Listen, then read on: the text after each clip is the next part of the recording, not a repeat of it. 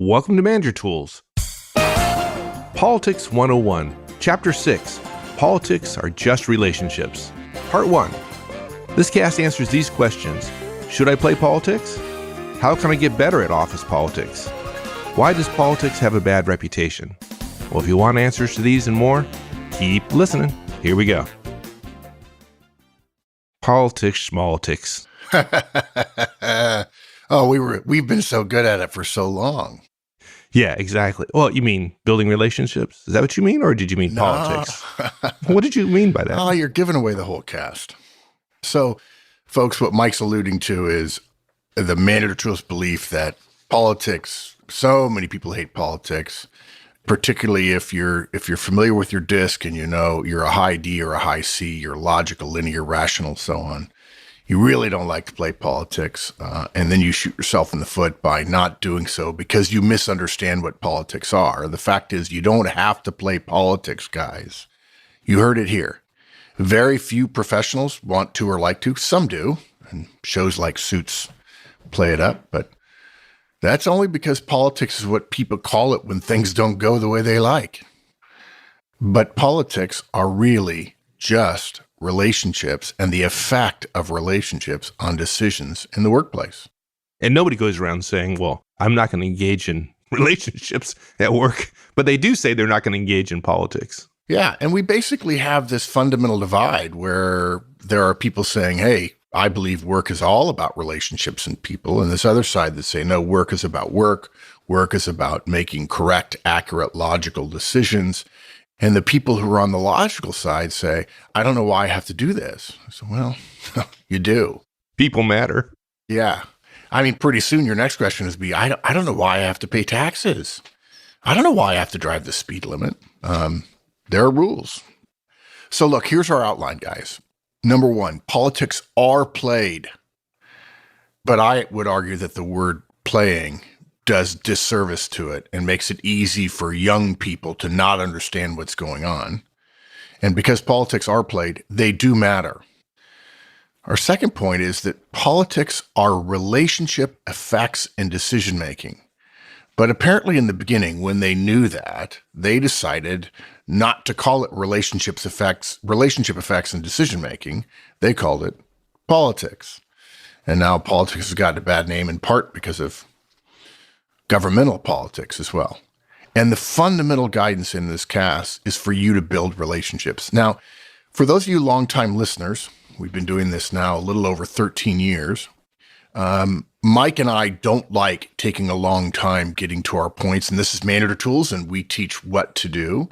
This cast is a little bit different in that we're going to lay out a case before we get to the actual guidance. So I want to be clear to you about what the guidance is for those of you high Ds who only have 5 minutes.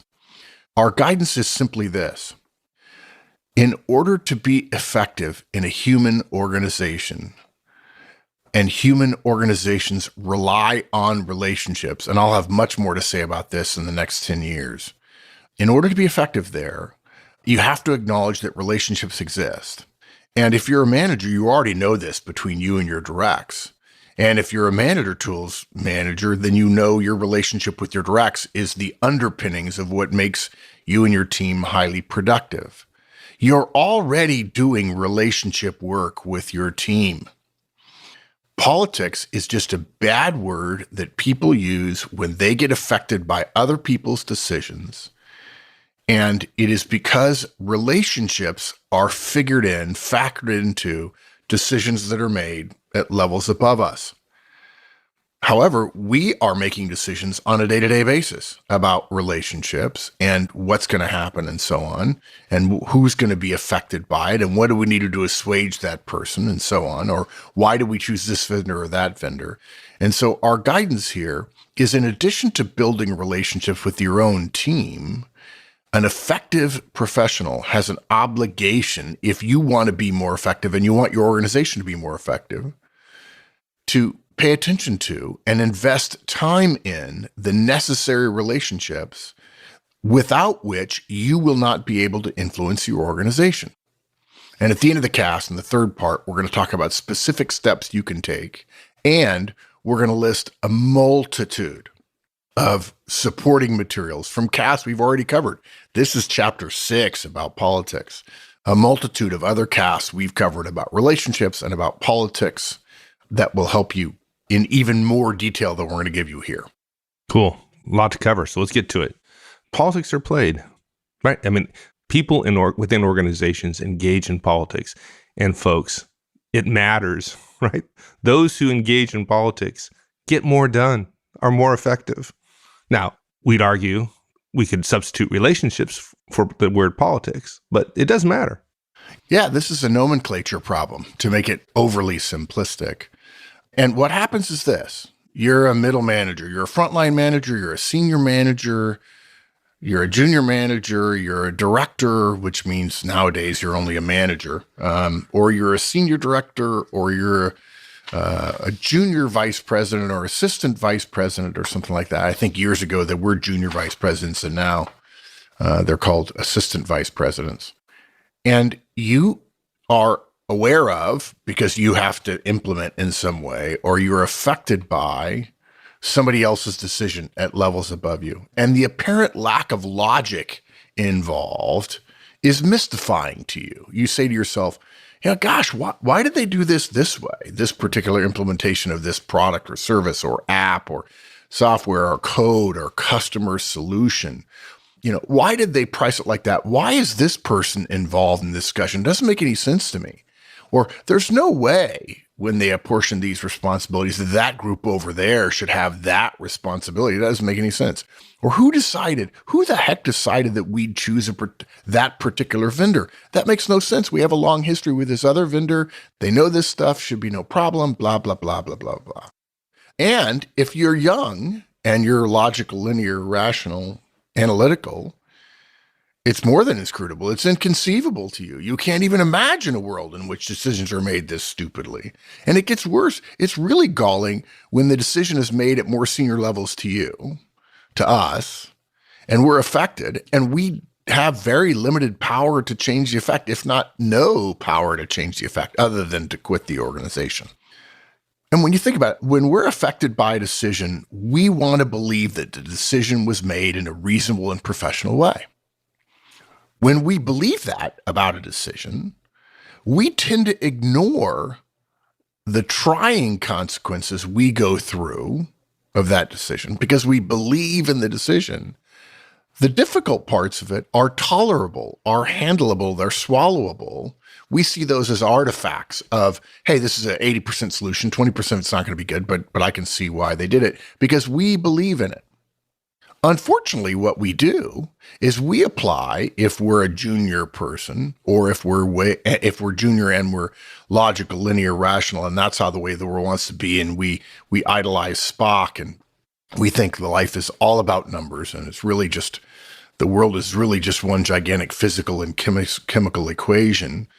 We apply our thought processes to decisions made above our pay grade, no offense intended, and we don't like the outcome of those decisions. When we don't like the outcome, when we don't believe that the decision was made in a reasonable and professional way. And to be clear, you'll notice reasonable and professional do not suggest analytically pure, logically pure, free of influence, free of emotion, free of self-interest and all those kinds of things. Because we think we made decisions free of all of those things, we then, when we see a decision made in the wrong way, we don't believe the decision was made in a reasonable and professional way because we're applying our decision process to somebody else's decision, okay? When we do that and we find that decision lacking, if it's not logical, if it's unreasonable, meaning reason should trump all, because in the history of mankind, of course, reason has trumped all. And it gets worse. Then we think, if we're really not knowledgeable and professionally understanding of how complex the world is, it becomes almost unfathomable that somebody could have done this. Then the difficulties that arise from the implementation in our professional role were totally predictable. If we agree with the decision, difficulties are understandable when we're implementing things. When difficulties arise, when we disagree with it, oh, this is predictable, this is a problem. And then we start engaging in stupid mistakes like unprofessional subordination. We don't, we don't murder the unchosen alternative. Our solution was not used by our boss. He did something different that we don't agree with. And now we grumble and mumble, setting the wrong example for our team. And we keep alive, wasting corporate resources, time and money and attention on plan B that you didn't get, because plan B is free of politics. And frankly, all the problems that you're having, which by the way, might be mitigated if you were spending your time not on plan B, but on plan A, all those problems that came up would, in your mind, would have been avoided had that decision been free of politics, because if it had been free of politics, they would have agreed with your decision. And look, guys, we've said this before. When you look up at the top of your organization, what you call politics, those executives call collaboration. I'm going to say that again. When you look up at the top of your organization, what you call politics, they call collaboration. And what I mean by that is you dismiss it and deride it, and they consider it completely normal and ethical way of doing business. If you go to every corporate website in the world and you listen to 90% of the business-to-business ads in the world, they all talk about a collaborative environment. If you think that sounds good, you should know they're talking about what you call politics. And the world does not go round without collaboration, without relationships, and without politics. If you want a company free of political influence, start your own and keep it at an employee number of 1 for the rest of your career, and you won't have any internal politics. Oh, you'll have politics at your clients and at your vendors and the ecosystem that you work in, but boy, you'll be free of it. Look, consider it this way. Despite the belief among lower and middle level managers, power does not become more absolute as you climb the org chart. It doesn't. Yes, you do get more power, no question about it. Although I have to tell you, this is the first time I've admitted this, and I've been thinking it for about 5 years, and I wish, of all the casts we've ever done, Mike, I don't think I've ever told you this either. One of my regrets, and I have maybe 2, just because there's a lot of stuff out there. But we stand by all of our guidance for the last 13 years. But one of my regrets was in a cast we did in the last couple of years, as I recall, about power, I wish we'd have called it influence, because I've been developing some more content for us to be delivered in the next couple of years, and some thematic stuff that will also lead into effective executive stuff.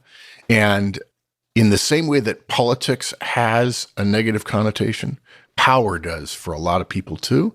And if you get into the academic world and you start talking about these concepts, if you get into the ethics world and the Socratic world and so on, power might not be legitimate, but influence is, or put differently, authority is. And I regret that I use the word power. That said, we've started it. We're going to keep using it. People know what we mean, hopefully. If you don't know what we mean, go listen to our casts, many of them that refer to power. So if you get promoted in an organization, you do get more power, more authority, okay? But it doesn't become more absolute, which is a fundamental misunderstanding of most lower and mid-level managers. The idea that as you get higher, your power not only grows with the level, but somehow it becomes less questionable and it is more clear. It is unassailable in a way. And you are able to get more done not only within your organization, but across the organization. When in fact, that's not true. As you grow in the organization, as you get promoted, you do get more power, authority, influence, but it's actually a different kind of power than people below you think. And in fact, we ought to know that. The power that you gain is much more diffuse than junior level managers realize as you climb to mid and higher levels. And the diffusion is caused by politics. And here's where we all ought have learned this And somehow it just escaped us. And by the way, guys, full disclosure, this happened to me. So please, I hope you don't think we're lecturing you. We're telling you what we've learned. And for Mike and I, we learned this the hard way years ago. And we'll come back to that. When you were an individual contributor, think back, and then you became a manager, most of us discovered, whoa, this is very different than what I thought. The pat on the back, the public recognition of performance, the increased pay, the better office, the perception among your friends, your ability to feel like you're of more value to your family and your spouse is proud of you and so on. All those things quickly fall away when you realize it's not what I thought it would be. I'm not just the king or queen of my team. In fact, the moment you get promoted, you get exposed to a lot more other stuff going on. And we ought to have learned that growth is much more diffuse than we realized when we took our own promotion. But somehow we forget that. Maybe it's part of the human condition. And we assume that this next promotion, we're going to have more power, that yes, it's going to be more ability to get more things done, not only here, but elsewhere in the organization. Well, your connection to the organization becomes much larger, right? And those connections result in constraints because of relationships. Exactly, because all connections provide you resources and constraints. And if you don't have a relationship, you end up with more constraint than you have, than it gives you influence. So in an example, yes, you can get, quote, more done, unquote, because you have, quote, more power, unquote. If you're the VP of sales of a company, let's say you report to the CEO. We're not going to call this person chief marketing officer or chief customer officer. We're going to say VP of sales. Okay. Usually what that, quote, more power, unquote, means, though, is the ability to engage more people in your part of the organization. That's what the power means at some basic level. The ability to engage more people in your part of the organization to take action on a priority, a project, a plan, or an idea. Right. And that's why some mid and lower level managers, that's what they see, right? They see this person having absolute power over them and what they do. Yeah, if you think about yourself as a mid-level manager with a spotlight in your hands and you picture yourself standing in the middle of the org chart, your spotlight points down. To the people in your spotlight, that spotlight feels hot and clear and bright. Right. But your boss it has like 20 other spotlights pointed at him, right? Exactly. You start multiplying the spotlights and it gets messy real fast. If you're standing at the spotlight behind the spotlight, when you look down, everybody's clear to you. They're standing in the spotlight. When you look up, you're blinded by spotlights. That's right. Exactly. That's a great analogy. That's how it feels, by the way. Yeah. If you've ever been on stage, folks, you know. Many people in the audience don't understand this. You're standing on stage and then you get interviewed and you say, well, actually, it's pretty lonely on stage. It feels lonely. And people are like, what are you talking about? There's 4,000 people that were all staring intently at you. Yes, but I can't see you. I'm on stage. The lights are on me. I've done this. It's happened to me 100 times. You're standing on stage and you cannot see the audience. I have actually told people, I won't do it. If I can't see the audience, I'm not going to talk. Well, you'll never talk to big audiences. Okay, I don't care. Because frankly, the audience doesn't exist anyway. Yeah, so it matters your perspective. You look at your boss and your boss is in the spotlight. Well, when you get promoted, okay, now you're standing behind the spotlight to your team and they can't see you very well, but you can see them. On the other hand, when you look at your boss and all of her peers and all of your peers, they all have spotlights pointing at you. You're doomed. Okay, so at the same time, as you get promoted and you have more influence on your part of the organization because of that spotlight, you need to remember that people at the top of your organization can't get anything significant done alone. Mike and I have shared stories about this over the years. This is a fundamental point that many of us middle managers miss. If you're that VP of sales, you can't sell a product you've come up with, let's say because you're close to customers and you know their needs and it's just obvious to you and your sales team. You can't sell a product you've come up with if the VP of manufacturing won't produce it because he or she and you don't get along. Right. And if you think the VP of sales can come up with a great idea and tell the VP of manufacturing, you must produce this, that's not the way it works. So here's what's interesting, Mike. They're listening to you right now and they say, no, Mike, I'm smarter than that. I'm not going to go tell the VP of manufacturing. I know we're peers. I can't go tell him that. What I'm going to do is go complain to the CEO that I have a great idea and that he should tell the VP of manufacturing to do this. I'm going to rent my boss's role power to get the VP of manufacturing to do what any idiot should know. We should do what the customers want. Yeah. No, seriously. Yeah, I know. On the other hand, if you're the VP of manufacturing, and by the way, these are pretty senior people. We're talking about 3 or 4 or 5 levels above many of you in the organization. No matter how cool or clever or sexy the product you've come up with is, as the VP of manufacturing. Now, mind you, you might be coming up with it from a standpoint of production, from a standpoint of what can be done, what can be manufactured, what can be engineered, what can be designed, what the cost structure is, and so on.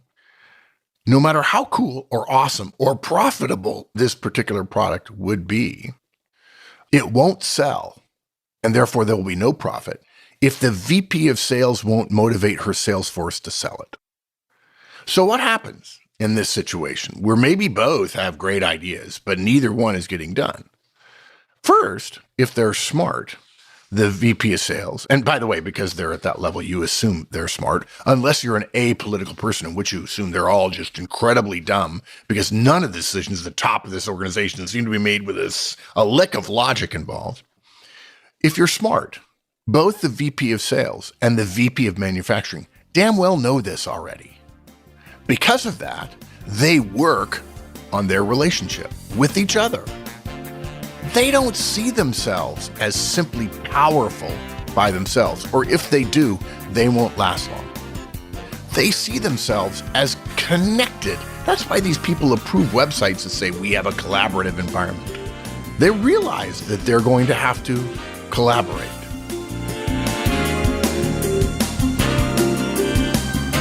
Thanks, everyone. That's it for this week. We'll continue on this topic next week. In the meantime, have a great one. So long.